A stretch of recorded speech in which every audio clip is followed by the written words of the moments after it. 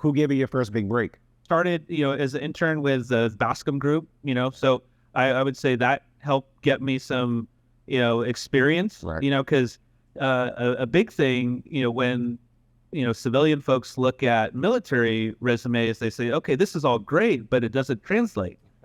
So It's a catch-22 for sure. Yeah. So we're looking for someone with experience. So my time with the Bascom Group in Irvine, they're multifamily value add folks, and so they have about, I think at the time when I was there, like 36,000 units across the U.S. So it was pretty impressive, and it was really great place to learn. And so I was there for starting out as a summer internship, and then they let me stay on for the remainder of the academic year. So on my resume, it looked like I was there for a year, because I was, but Yeah. really only full-time for the summer. Okay. But it really got me good experience, helped expand my network even further.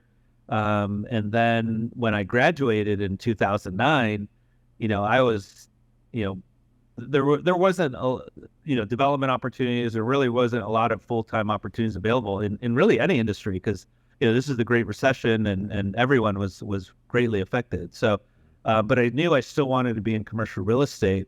Luckily, found an opportunity with JLL. So I did office tenant rep brokerage right out of business school. Awesome. So that's, really a less than traditional path for post-MBA grads, right? Mm-hmm. So most don't go right into tenant rep brokerage, which is really, pure sales, and, there's a lot of cold calling and always be closing. But I believe, that was a great foundation for me to, build my network, and understand how to sell and market and brand myself, and really, build the foundation for the career that I think I have now. So, yeah, I think, not being afraid to hop on the phone and call somebody that you need to talk to, I think is really important, because I'm talking to people every day. I call brokers all the time, call LP capital, call lenders, and so the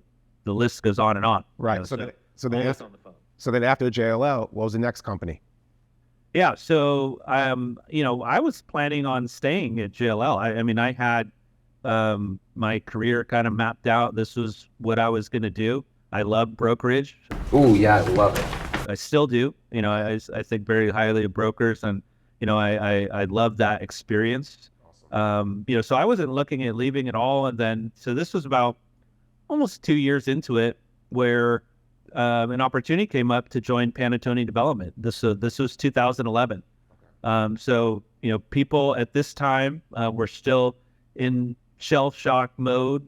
From the Great Recession. Right. There wasn't hiring, there wasn't development going on. So, I had an opportunity to join Panattoni. Initially I actually turned it down because I was happy where I was at brokerage. I like it here. But after further contemplation and talking with mentors, I said, oh, yeah, this is really good opportunity. I think you should really consider it. So that's where I ended up, and I'm glad I did.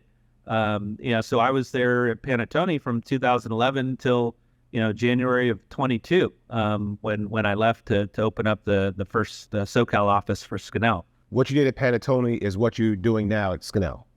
Correct. Okay. Yeah. And why industrial development? Because going from an office tenant rep to industrial developers, that's two totally different animals. Yeah. Two totally different things.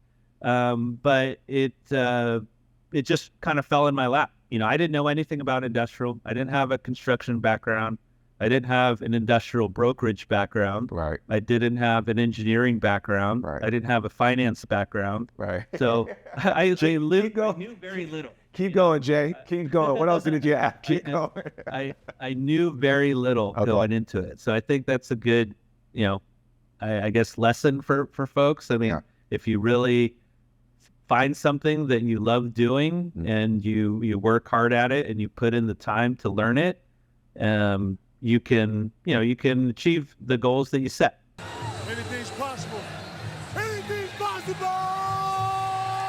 Like I said, I didn't know anything going into it, and I started at the very bottom, and then just over time, I started to pick up some skills here and there. And then as more things I felt that I mastered or at least had good knowledge of, then I added another skill set. And so it just started building upon each other until, I got to the point where I was like, okay, yeah, I feel confident I can go out and do this more on my own to some extent. Right. And that's really what I wanted to do. I wanted to open up an office. I wanted to build a team, build a culture, and grow really from the ground up. So I was employee number 1 for the SoCal office, and look to continue growing the office over the years here for Scannell.